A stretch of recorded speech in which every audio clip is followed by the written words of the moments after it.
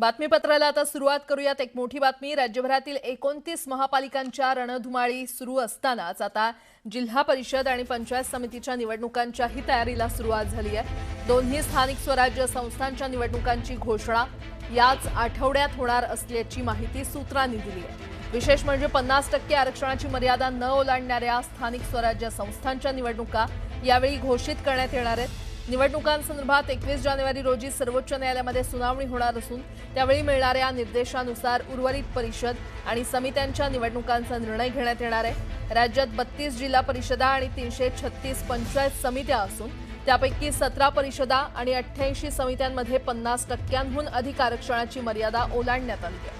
त्यामुळे आरक्षणाच्या मर्यादेत असलेल्या स्थानिक स्वराज्य संस्थांच्या निवडणुका घेण्याचं नियोजन निवडणूक आयोगाने सुरू केलंय। दरम्यान गरज पडल्यास सर्वोच्च न्यायालयाकडून उर्वरित ठिकाणच्या निवडणुका घेण्यासाठी मुदतवाढ मागून घेण्याचा विचारही राज्य निवडणूक आयोगाकडून सुरू असल्याचं कळतंय।